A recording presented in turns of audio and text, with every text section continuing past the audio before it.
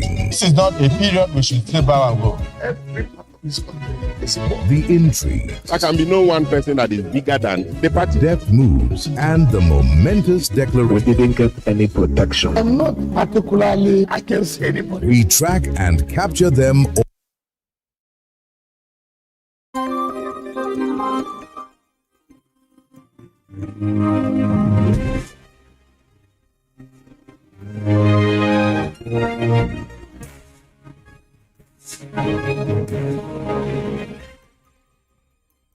AIT, sharing the African experience.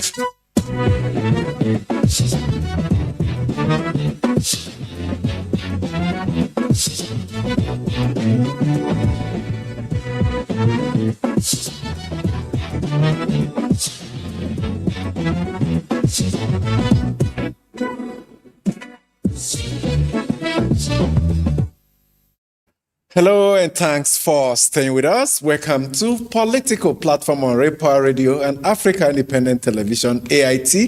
My name is Amechi Anapwe. Now, there's a new twist in the Presidential Foreign Intervention Promotion Council saga.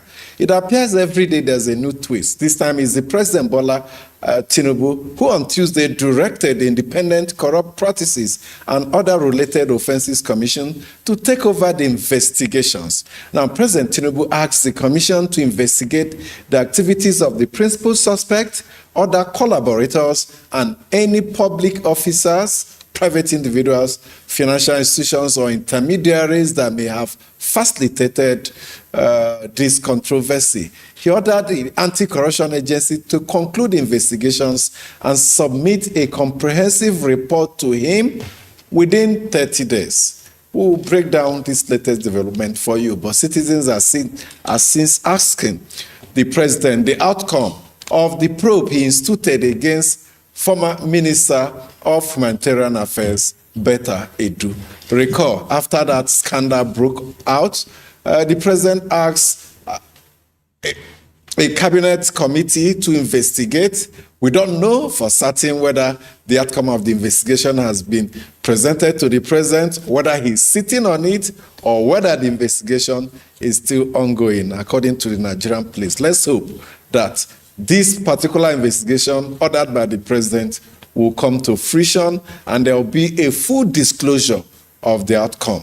We'll be joined by Majid Dahiru, a newspaper columnist and policy analyst, for his perspectives, especially as we consider the various powers, the structure of federal civil service, including the structure of the presidency. The president's men and women, you call them, how does power flow? What is the chain of command between the secretary to the government of the federation, the chief of staff, the head of service, the national security advisor, and all that? We shall also go into another issue, that's the position of the Senate. The Senate on Tuesday asked the Nigerian government to take a tougher stand against South Africa in the wake of xenophobic attacks leading to killings of Nigerians. My colleagues are here with me in the studio today, Uju Ejeye and Oyedi Orum. All ladies panel today. Welcome to the studio. All ladies, are you a lady? Good morning, our listeners and viewers. We're glad to be here again. And Oyedi. Good morning, viewers. Happy to be here again. Let's start from the Senate. Some people within the upper legislative chamber wanted tougher actions on the part of the Nigerian government. Remember, Adams Oshemele had always insisted that we should nationalize South African assets. Some other voices, moderate voices, have said take it easy. Let's allow the Nigerian government to continue engagements using diplomatic channels. And it's not yesterday. A man is slapping and boxing you, and you're saying, "Please hold on." How do you do that? Killing your people, and you want us to take it easy. I think that the Senate, is right in what it has said. But what is a bit annoying to some Nigerians is the fact that it has taken the Senate this long.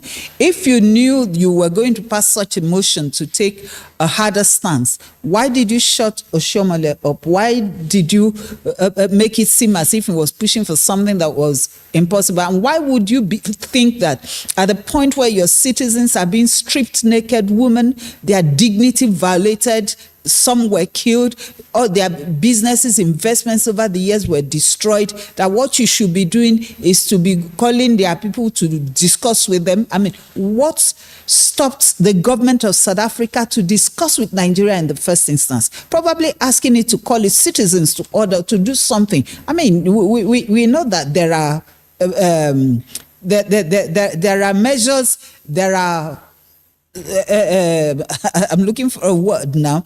There are ways that we could have, diplomatic processes to handle, to handle such issues, and not just to the point of, just descending on citizens as if they have no backing, as if they do not come from a country like Nigeria. You treat them as if they are cheap things, discarded materials are involved. Exactly. That's what I'm saying. And then life is not cheap. Exactly. Nigeria did not give them the backing at that point in time. Nigeria could not come out to say, "Hey, stop it." The South African government also kept cleverly quiet. It was later that the president was now. What was he even saying? Who cares?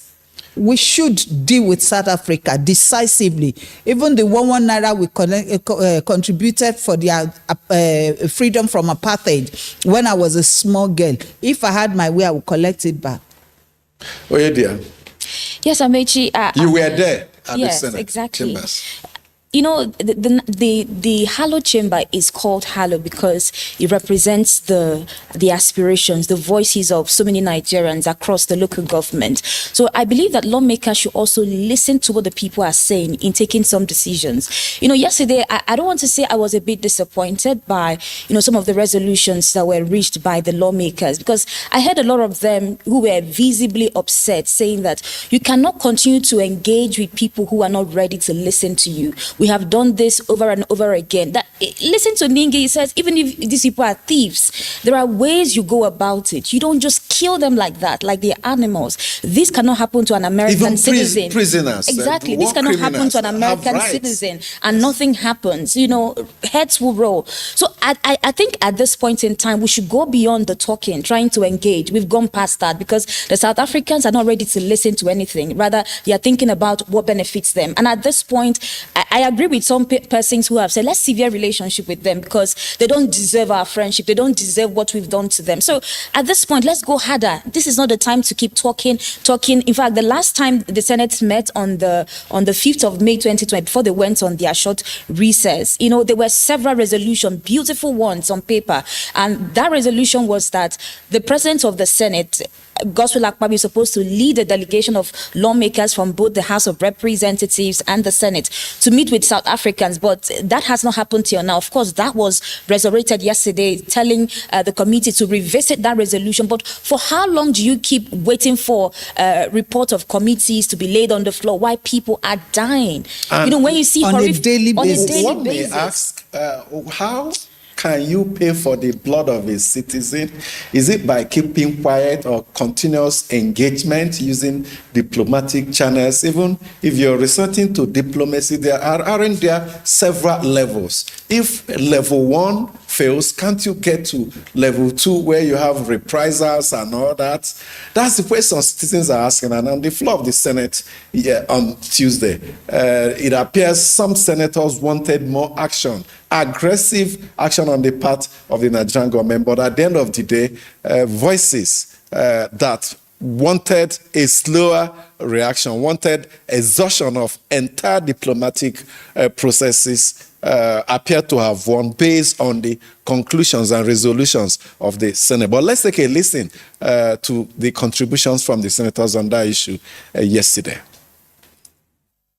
Senate also notes that anti-migrant groups issued an unlawful ultimatum requiring foreign nationals considered undocumented to leave South Africa by the 30th of June 2026, a deadline which has since expired and was accompanied by widespread fear, demonstrations, displacements, and reports of violence and attacks on foreign-owned businesses and homes. The following comments by a South African minister to the effect that compensation will not be paid to those Nigerians whose properties were looted, shop burnt, and even life taken, but the government of Nigeria reciprocate by appropriating the profit accruing from South Africa shares in all South Africa companies in Nigeria, including their banks, IBCT, that the money be seized are used to pay Nigerians. Take into account that this decision to give Nigerians June 30th as deadline was taken by a mob and respected by the government of South Africa. Killing our people, destroying their businesses without prior notice, without any law, without any government. I guess that it is also going to be good if you put them on notice that all South African businesses in Nigeria may also suffer. It will not suffer the brutish attack, but you can also nationalize and use the proceeds to pay compensation to those who were displaced from South Africans. What is happening in South Africa is least expected that upon Nigerian money, Nigerian blood, everything put into South Africa was in excess of $15 billion. And they're treating Nigerians like this. I want us also to continue playing in the path of caution by still engaging them to demand that they must look after all Nigerian assets damaged in South Africa and pay. Engagements continue. That was the position that was adopted by the Senate yesterday. And you ask yourself, is our country not failing these citizens that their blood were spilled on the streets of Johannesburg, who were wantonly and gruesomely killed? Now, list no countries of the world that its citizens will be killed in a foreign country by a mob, and the host government has not shown accountability, and engagements have continued. Businesses are also being destroyed and engagements have continued. Is Nigeria not showing unnecessary weakness in approach to these xenophobic attacks in South Africa? Is it high time Nigeria changed strategies and show strength in protecting the interests of its citizens across the world? It is, even if there are prisoners, I said earlier, prisoners have rights. There's the Geneva Convention that guides how wars are fought, that guarantees some rights for prisoners. And if ordinary citizens are being mowed down on the streets of South Africa and we are still engaging, what message does this send to Nigerians across global capital? That's why South Africa has continued with the temerity, the boldness. Even government ministers. Yes, government ministers, to keep taking actions against other blacks, particularly Nigerians, because Nigerians are the real target. Because when you talk in terms of investment, hard work, you see a Nigerian anywhere in the world, you can distinguish him from amongst other Africans. Our spirit of enterprise, our spirit of hard work, you cannot overlook anywhere in the world, and that's why they are targeting us. We really don't care at this point in time. I think that the resolution of the Senate is weak. Thank God that they acknowledge that we should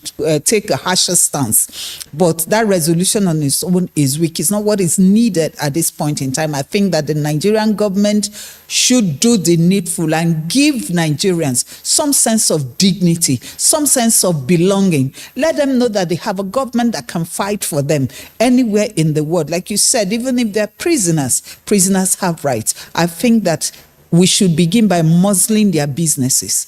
Begin by muzzling their business. I wish they could try this with one American. They would be, See, we should muzzle their businesses. We should naturalize them like you people have suggested earlier. Let's do something that can touch them, something that can touch their economy, because to wake them up to their responsibilities. Yes, because basically responsibilities are fatal. They've slept on their responsibilities. In that one, the thing is to teach them a lesson, to tell them that they cannot do all of what they have done and just go scot-free. We need to deal with them and let it touch their blood.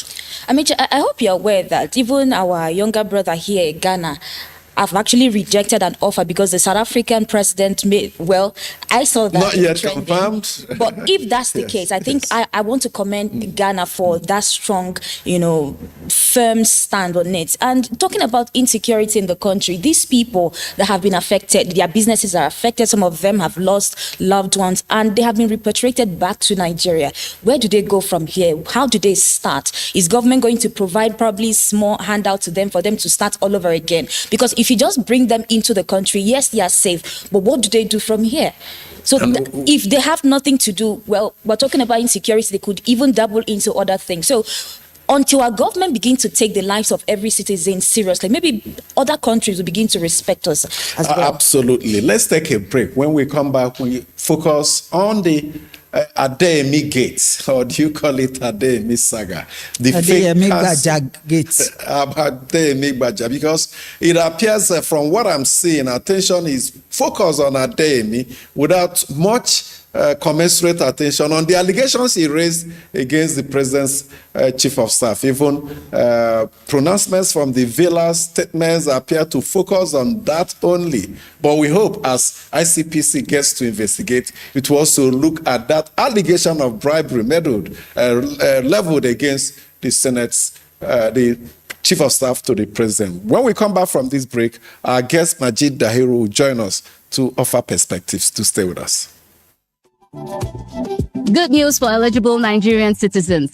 The ongoing continuous voter registration exercise has been extended to Sunday, the 26th of July, 2026, giving you more time to register. The easiest part, starting from Wednesday, 8th July, you can start and complete your registration online using your phones, tablets, or smart devices. Your fingerprint and photograph can now be captured online. Just visit cvr.inecnigeria.org to register. Remember, the physical registration option is still available at all INEC states, local government offices, and designated centers. No more excuses. Don't wait till the last minute. Register today. This message is brought to you by the Independent National Electoral Commission, INEC, making your vote count, consolidating our democracy. The stories now break online.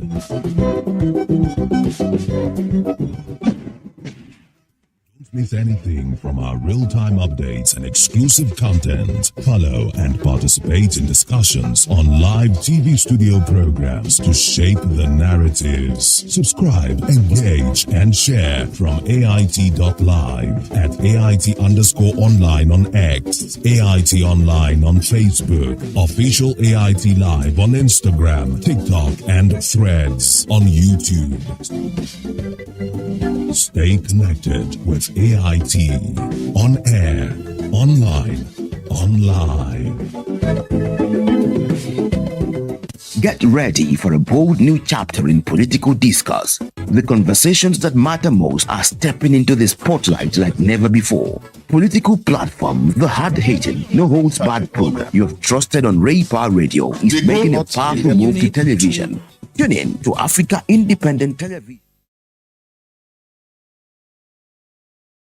Thank you so much for staying with us. We are joined by Majid Dahiru, newspaper columnist and policy analyst, to offer perspectives on the latest action of President Bola Tinubu that directed the ICPC to, within 30 days, investigate allegations of bribery and falsification of documents and report back to him. Thank you so much for joining us, Majid Dahiru. Thank you very much for having me. And at the opening of this program, I reminded the president that he also directed, was it the SGF or some attorney general and some others within the federal cabinet to investigate Betta Edu, humanitarian affairs minister, years after that matter appeared to have been swept under the carpet. Now, it appears that when tensions are high, if any government official or politician wants to douse it, they will tell us investigations have commenced. Just as the police in the past can take years to investigate a matter. If they want to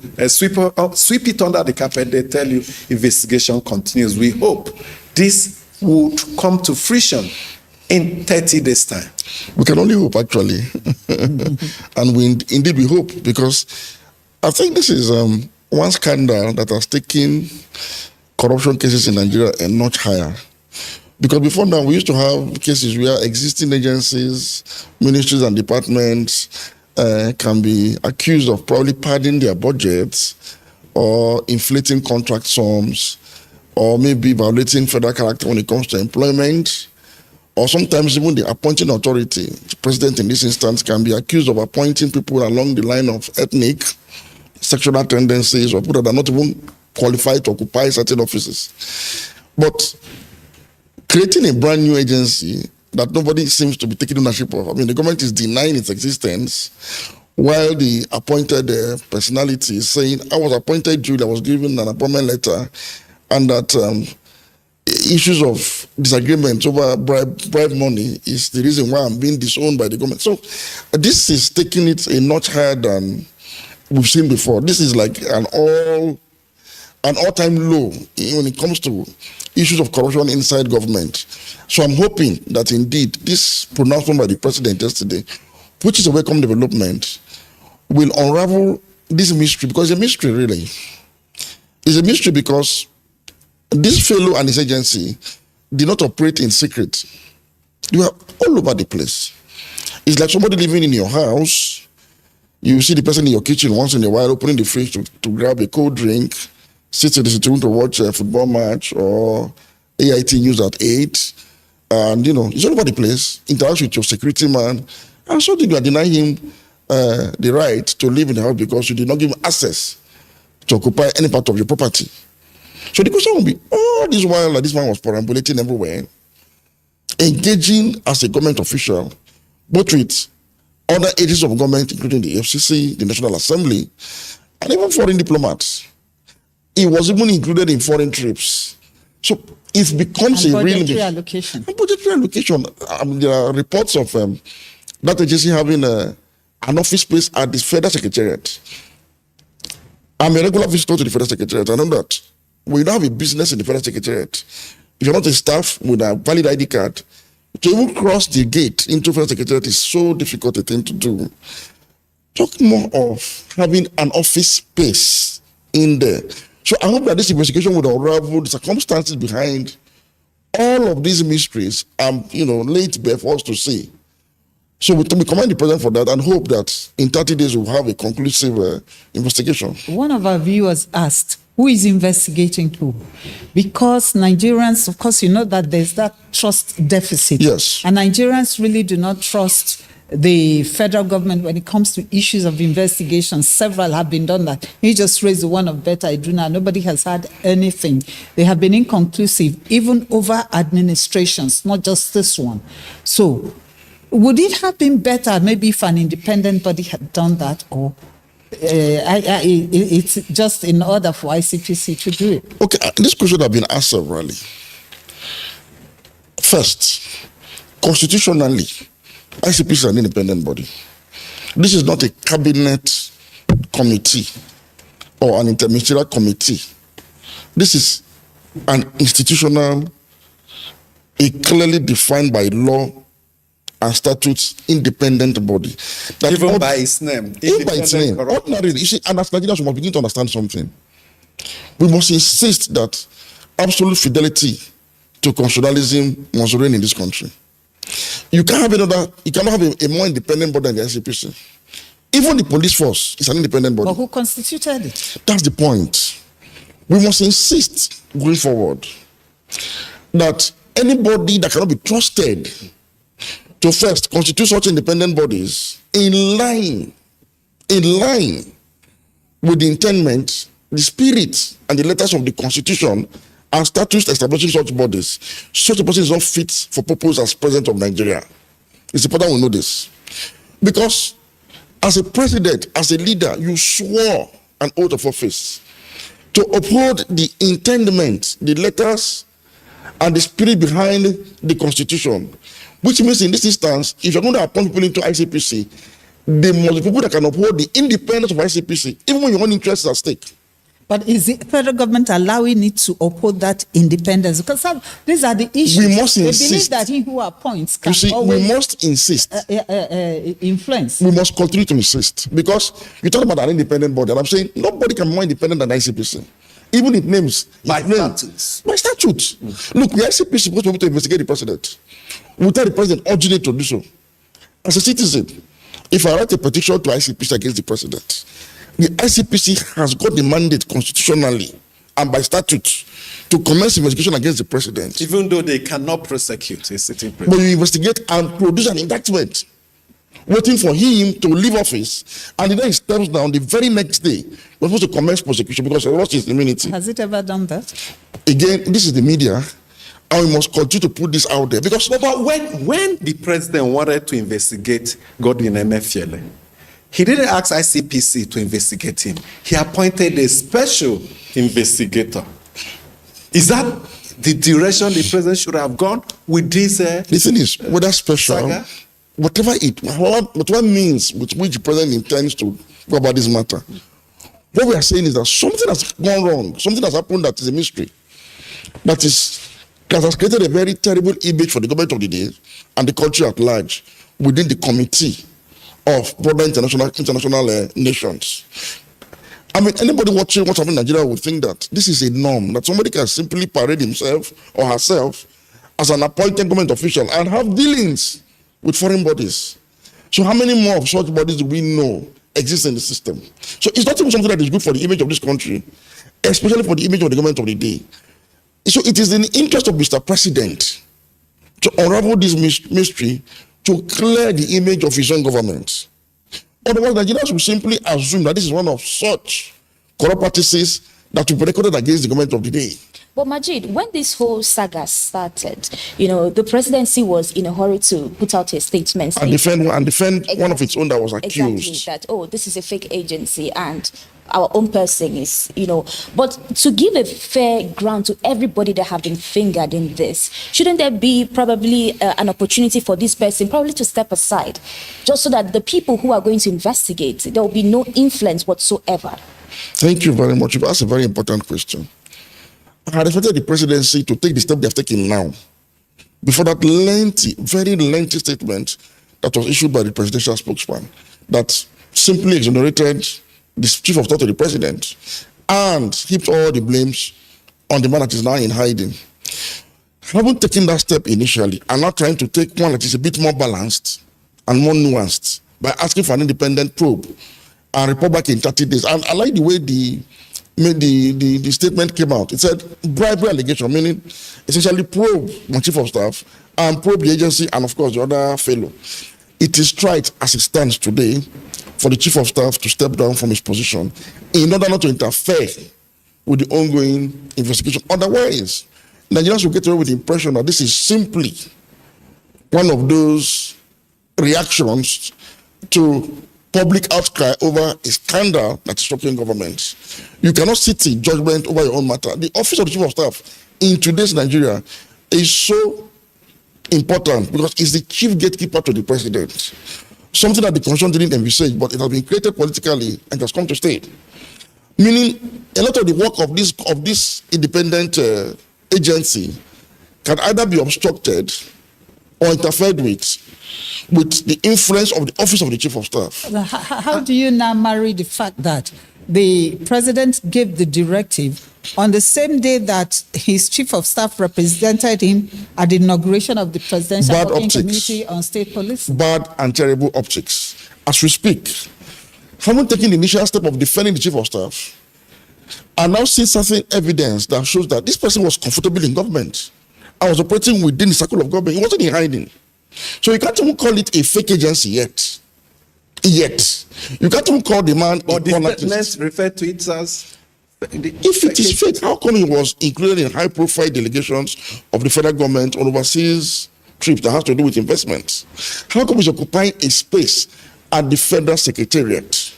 How come it has a budgetary provision? How come staffs were deployed by the office of the SGF on secondment to this new agency? Staffs at the level of grade level 16, 15, and 14. So how come this office enjoyed all of this government support, yet declared fake unilaterally by a statement? And the investigation was growing. And what I said is a mystery, really.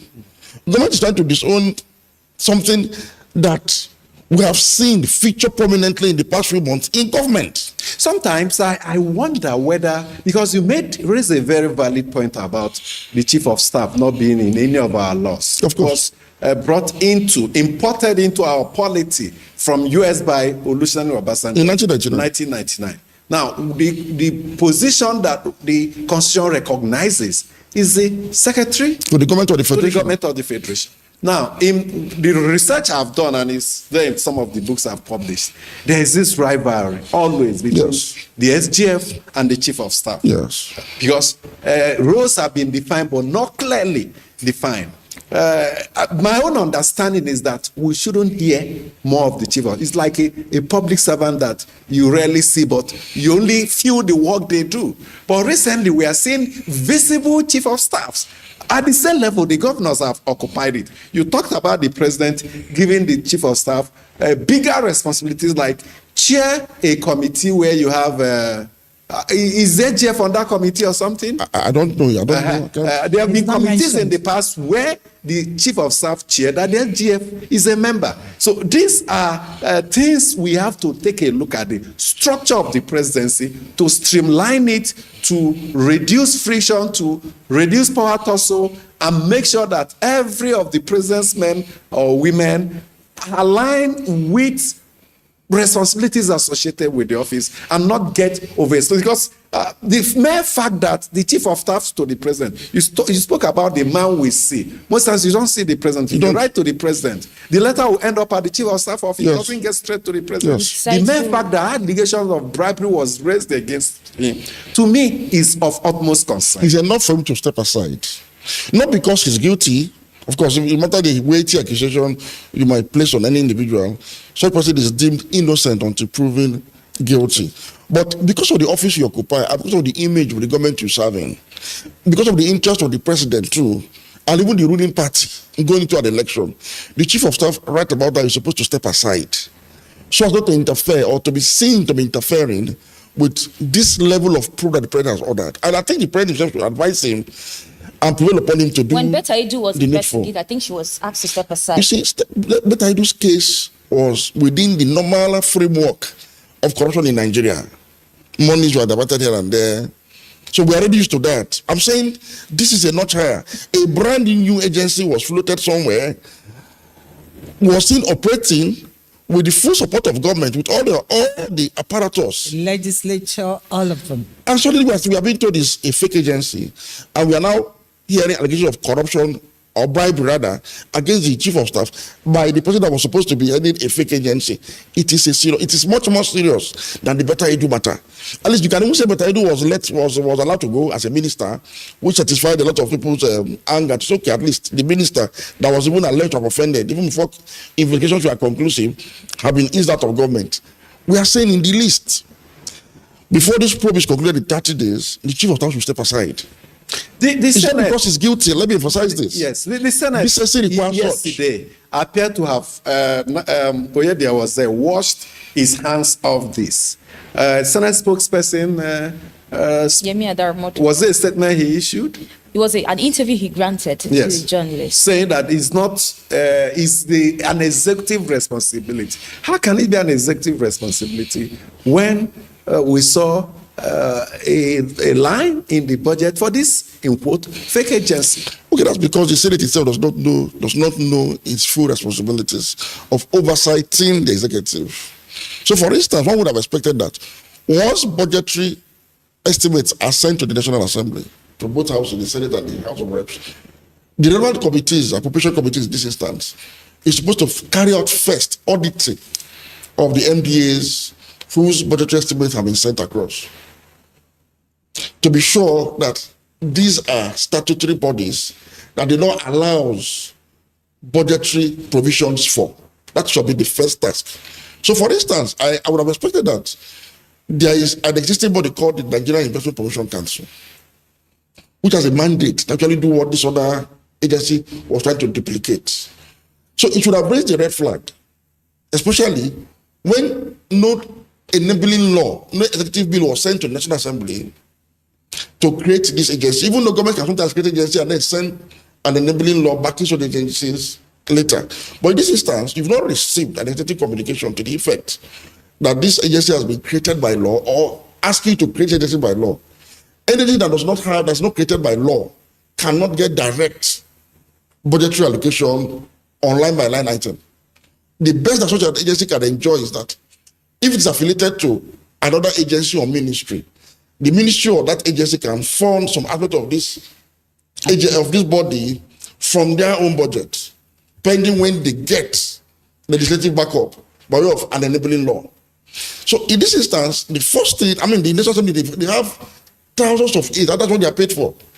There should have been a checklist, a quick auditing of the agency, the ministry, department, and agency that we have by the National Assembly. That's their job. It's part of their job. So if they have not been doing this, they should now know that the first thing they must do every budget year is to scan through and make sure that they detect where it exists any agency that is not backed by law and should ask for necessary information as to what that agency is doing in the budget estimate. That's why people are alleging complicity by the legislature. Because, if you've been to budget defense, there's something called budget defense, where every agency that is listed is supposed to come and defend and it is done their publicly. budgets. And one would expect that in the course of doing that work, this agency must have been invited.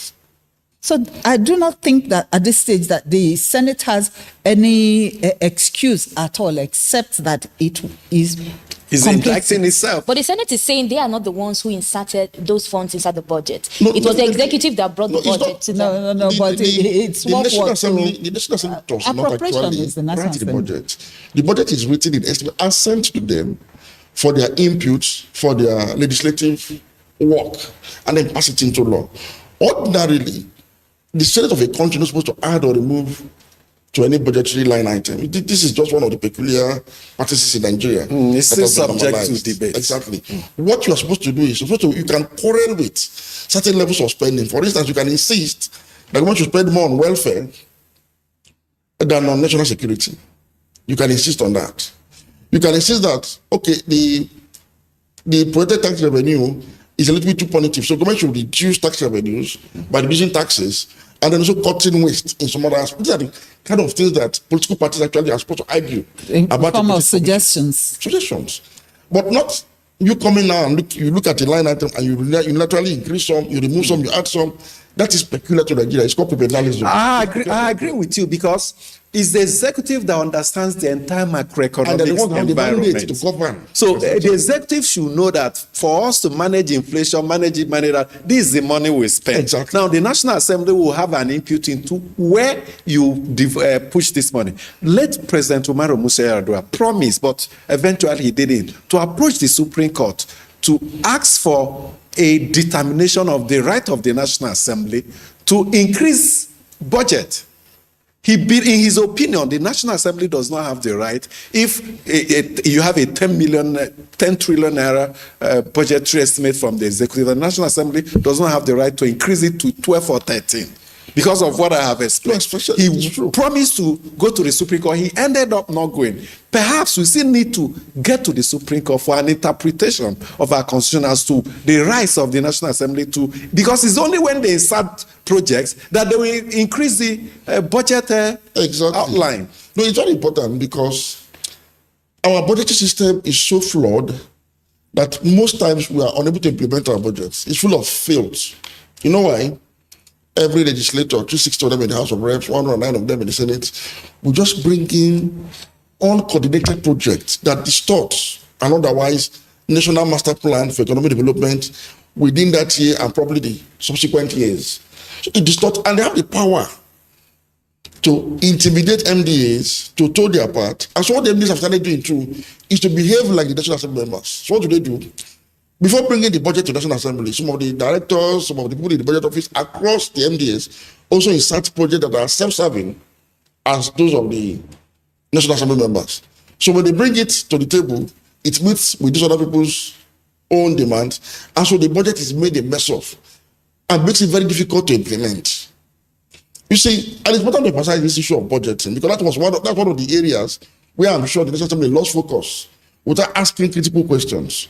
Again, I agree with you, and I agree with President the day tomorrow and others who believe that the National Assembly is not supposed to be able to increase. At best, you can protest and ask this executive branch to make provisions, for instance, for healthcare, or to reduce from works and put it in education.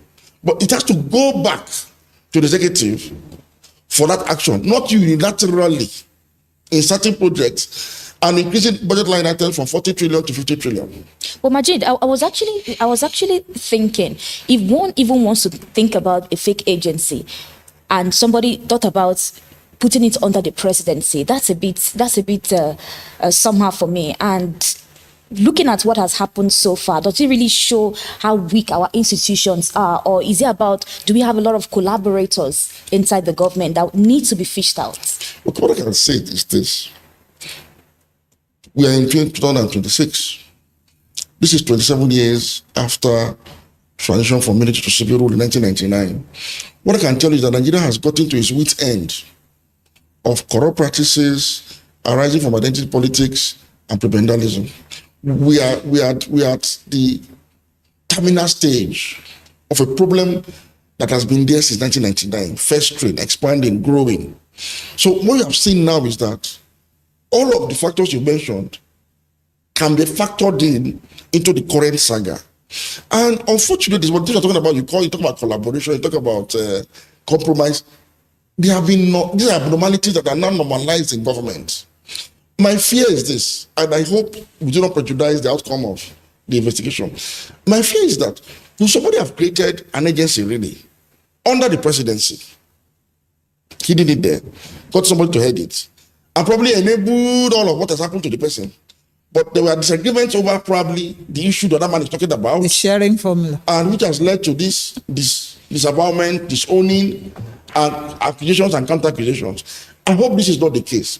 But for us to unravel this matter and prove the innocence of all that everyone that have been accused, either for or against in this matter, it is important to reiterate that the Chief of Staff, considering the very powerful office he occupies in Nigeria's presidency, needs to step aside to allow for a diligent investigation whose outcome will not be tainted by even more controversy than we are facing today.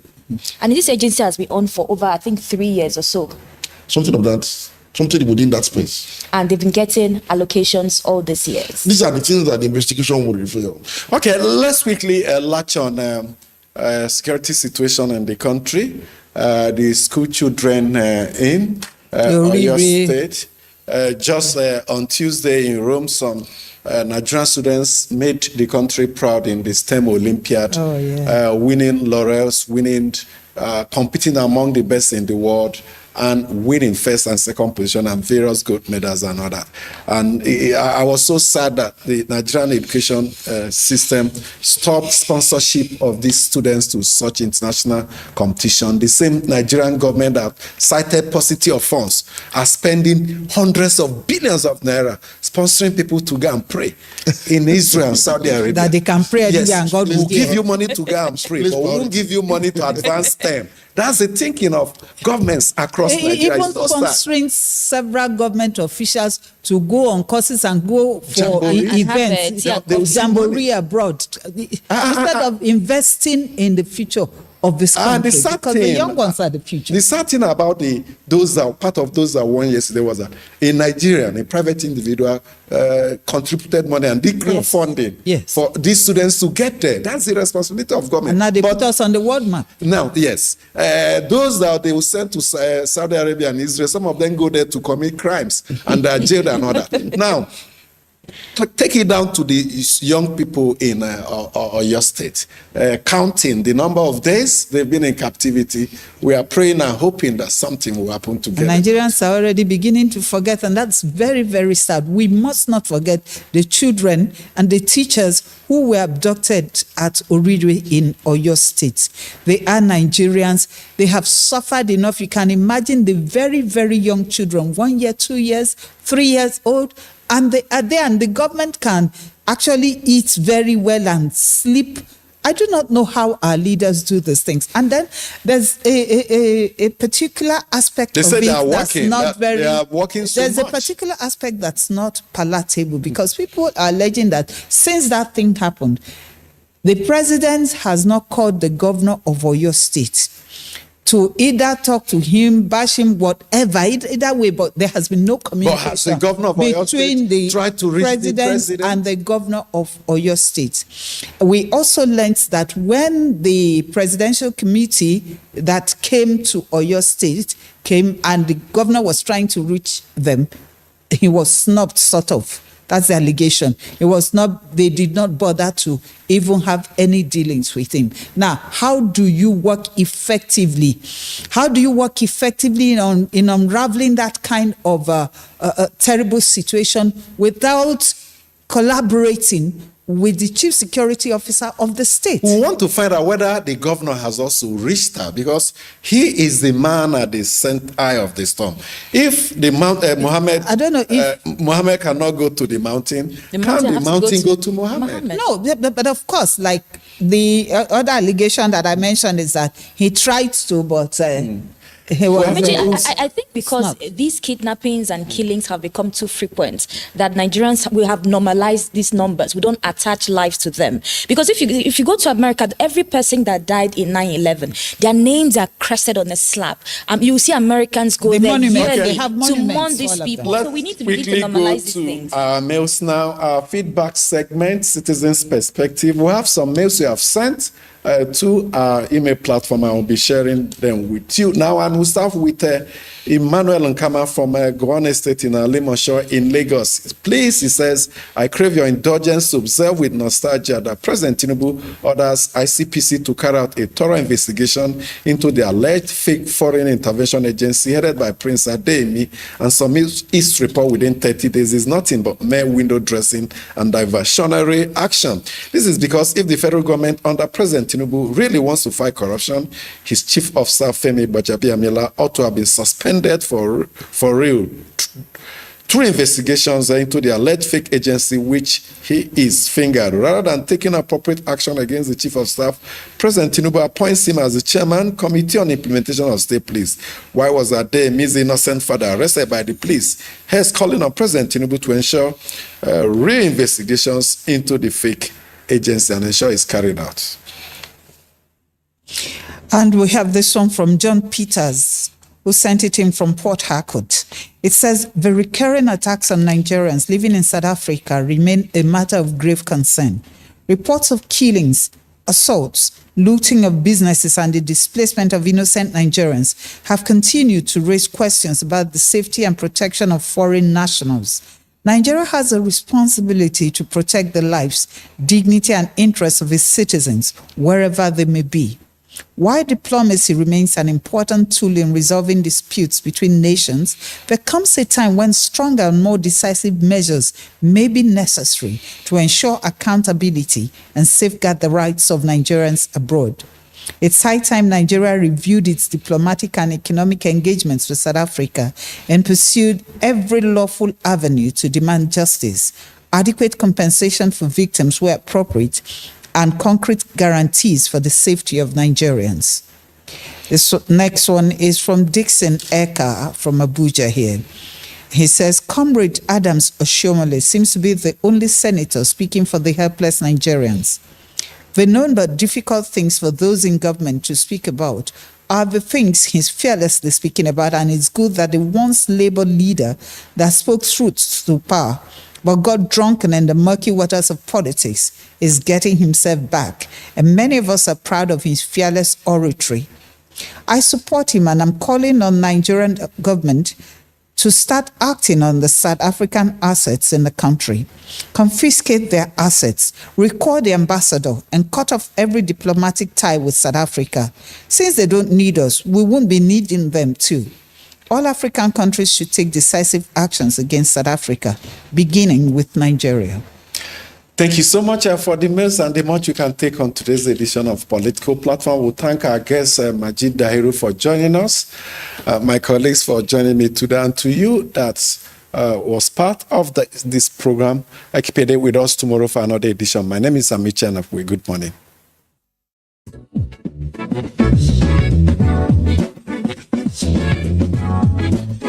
Thank you.